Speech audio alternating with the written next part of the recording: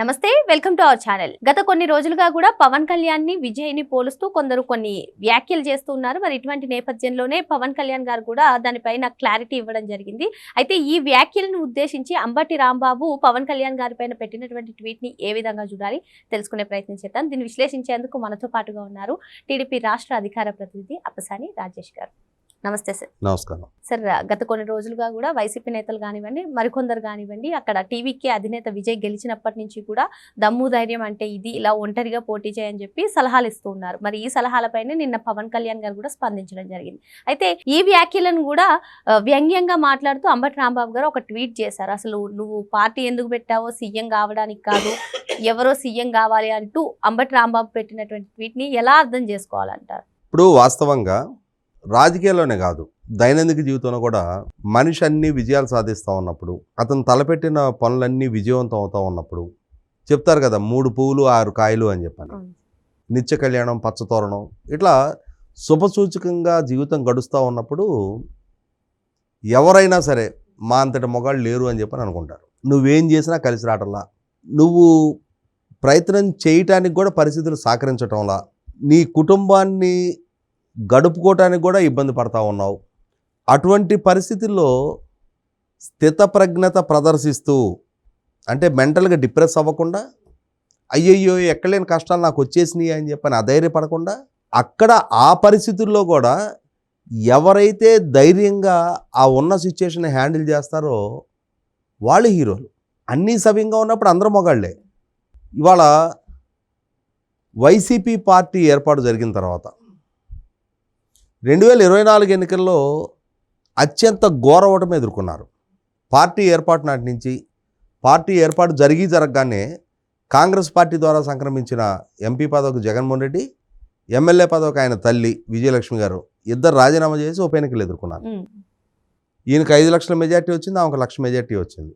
ఒక ఎమోషనల్గా జరిగిన ఎన్నికల్లో అంతటి బంపర్ విజయం వాళ్ళకి దక్కింది. ఆ తర్వాత ఆయనకు మద్దతుగా కాంగ్రెస్ పార్టీకి సంబంధించిన చాలామంది శాసనసభ్యులు రాజీనామా చేసి ఉప ఎన్నికలకు ఎదుర్కొన్నారు. ఆ ఎన్నికల్లో తెలుగుదేశం పార్టీకి డిపాజిట్ రాల.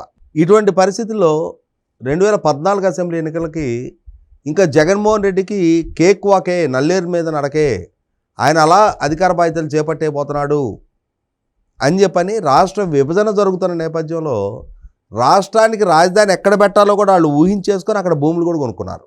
కానీ నువ్వు ఒకటి తెలిస్తే దేవుడు ఇంకొకటి తెలిసాడు అన్నట్టుగా నీ ఆశలని, ఆకాంక్షలని చిదిమేస్తూ ప్రజలు భిన్నాభిప్రాయాన్ని వ్యక్తం చేశారు. ఇందాక నేను చెప్పినట్టు కాంగ్రెస్ శాసనసభ్యులు రాజీనామా చేసి జరిగిన ఉప ఎన్నికల్లో తెలుగుదేశం పార్టీకి డిపాజిట్లు రాలా.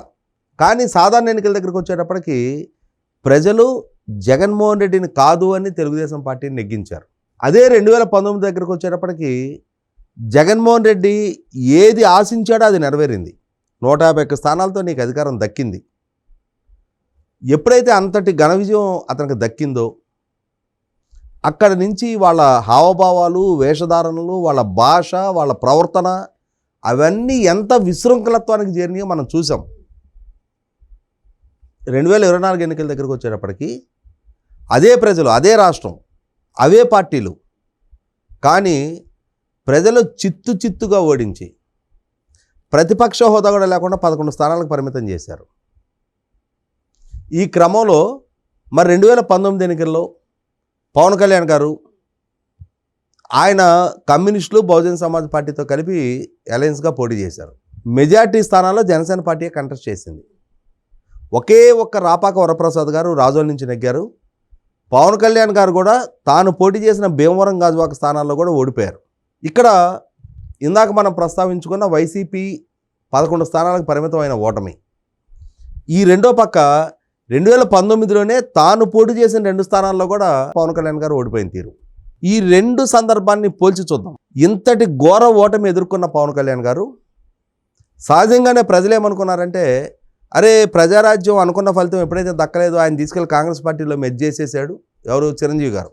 ఇక పవన్ కళ్యాణ్ గారు కూడా ఇంతటి ఓటమి ఎదుర్కొని తానే గెలవనప్పుడు ఇంక ఈ పార్టీని రన్ చేయడం ఆయనతోటి ఏమవుద్ది, ఆయన కూడా ఈ పార్టీని వైండప్ చేసేస్తాడు, లేదు ఏదో పార్టీలో మెర్జ్ చేసేస్తాడు అని రకరకాల ఊహాగానాలు, పుకార్లు, గాసిప్స్ అన్ను ఏమన్నాను ఇవన్నీ విపరీతంగా స్ప్రెడ్ అయినాయి. మాలాంటి వాళ్ళందరూ కూడా ప్రశ్నించేవాళ్ళు 2021, 22 ఆ టైంలో. కానీ పవన్ కళ్యాణ్ గారు డిమోరలైజ్ కాలా. ఆయన జగన్మోహన్ రెడ్డి, వాళ్ళ పార్టీ, వాళ్ళ సోషల్ మీడియా ఈయన మీద ముప్పేట దాడి చేస్తున్నా ధైర్యంగా నిటారుగా నిలబడి ఆయన 2022 మార్చి 14 వాళ్ళ పార్టీ ఆవిర్భావ సభ ఇప్పటం గ్రామంలో జరిగిన రోజు ఆ సభా వేదిక మీద నుంచి రాబోయే 2024 ఎన్నికల్లో ప్రభుత్వ వ్యతిరేక ఓటు చీలనివ్వను అని చెప్పని ఒక విస్పష్ట ప్రకటన చేస్తూ అధికార యంత్రాంగానికి కూడా ఒక సలహా చెప్పారు ఆయన. జగన్మోహన్ రెడ్డి మళ్ళీ రేపు గెలవటం లేదు. జగన్మోహన్ రెడ్డి ఆదేశాలు తూచా తప్పకుండా పాటిస్తే, జగన్మోహన్ రెడ్డి ఆదేశాలు పాటించి మీరు తప్పులు చేస్తే రేపు ఆ తప్పులకి మీరు బాధ్యులు అవుతారు, ఆలోచించుకోండి అని చెప్పని అధికార వ్యవస్థ కూడా ఆయన ఘాటైన హెచ్చరిక చేశాడు. మరి ఓటమిలో ధైర్యాన్ని ఆయన కోల్పోలా. ఆయన పోరాడాడు, ప్రజలకు సేవ చేశాడు. 30 కోట్ల రూపాయల తన సొంత డబ్బులు ఖర్చు పెట్టి 3,000 మంది కౌలు రైతులకు ఆయన సహాయం చేశాడు. మరి నువ్వేం చేసావు ఇవాళ ఓడిపోయిన తర్వాత? అసెంబ్లీకి వచ్చి అధికార పక్షాన్ని ఫేస్ చేసే ధైర్యం లేక అసెంబ్లీ సమావేశాలకు కూడా హాజరు కాని పిరికితనాన్ని జగన్మోహన్ రెడ్డి ప్రదర్శిస్తున్నాడు. మరి ఇదే క్రమంలో తనతో విభేదించిన పాపానికి తన సొంత చెల్లెలని అత్యంత సంస్కారహీనంగా తన పార్టీ సోషల్ మీడియా చేత జుగుత్సాకరమైన పదజాలంతో దూషణలకు చేయించాడు. తల్లిని చెల్లిని ఇంట్లో నుంచి వెళ్ళగొట్టాడు. అంటే కుటుంబ సంబంధాలకు ప్రాధాన్యత ఇలా, సామాజిక సంబంధాలకు ప్రాధాన్యత ఇలా, ఓటమిని ఎదుర్కొనే నైతికత ధైర్యాన్ని ఆయన ప్రదర్శించాల. ఆఖరికి తన మీద నెగ్గిన ప్రభుత్వంలో ఉన్న అధికార పార్టీ దగ్గరికి ప్లీజ్ నా కారు లోపల దాకా రానివ్వండి. పవన్ కళ్యాణ్ గారు ఎవరిని వేడుకోలేదే, అర్థించలేదే. ఎస్, ప్రజలను ఓడించారు, మళ్ళీ తిరిగి ఆ ప్రజల చేతే నేను ఎన్నిక కాపాడాలి. ఇక్కడ నారా లోకేష్ కూడా 2019 ఎన్నికల్లో ఎక్కడ ఓడానో అక్కడే నెగ్గాలి అని చెప్పని, ఎందుకు ఓడానో దాన్ని నేను అధిగమించాలి అని చెప్పని ఇవాళ కొత్త జనరేషన్ యువతకు ఒక స్ఫూర్తివంతంగా లోకేష్, పవన్ కళ్యాణ్ గారు నిలుస్తున్నారు. అన్ని సవ్యంగా ఉన్నప్పుడు నా అంతటి మొగాళ్ళు లేడు అని చెప్పని విర్రవీగిన జగన్మోహన్ రెడ్డి పరిస్థితులు వికటించినప్పుడు, ప్రజల వ్యతిరేకత మూటగట్టుకున్నప్పుడు, ప్రజల చేత తిరస్కారానికి గురైనప్పుడు సభకు కూడా హాజరు కాలేని పిరికితనాన్ని ప్రదర్శిస్తున్న జగన్మోహన్ రెడ్డి కళ్ళ ముందు కనిపిస్తుంటే ఇంకా అంబటి రాంబాబు పవన్ కళ్యాణ్ గారి మోరాలిటీ గురించి ఆయన ప్రాక్టికల్గా ఆలోచిస్తున్నాడు.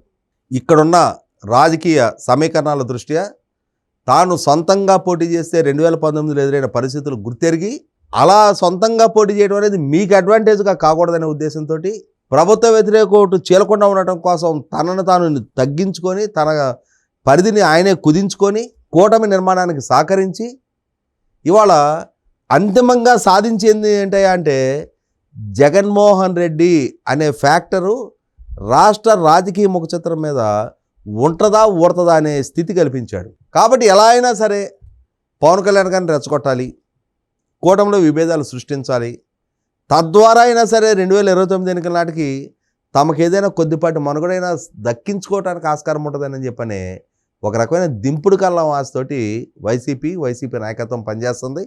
దాంట్లో భాగంగానే జగన్మోహన్ రెడ్డి ఇచ్చిన స్క్రిప్ట్లో భాగంగా ఎలా అయినా సరే పవన్ కళ్యాణ్ గారిని కాదు అని చెప్పని, కాపుల్ని కొంతమేరకైనా సరే చీల్చే ప్రయత్నం మీరు చేయండి అని చెప్పని ఈ మధ్యకాలంలో జగన్మోహన్ రెడ్డి ద్వారా కాపు టైగర్ అనే ఒక బిరుదు తగిలించబడి ఎలా అయినా సరే నేను కూడా టైగర్ని అనిపించుకోవాలనే క్రమంలో అంబటి రాంబాబు ఈ మధ్య పెద్దగా మ్యావ్ మ్యావ్ అని అరుస్తూ ఉన్నాడు.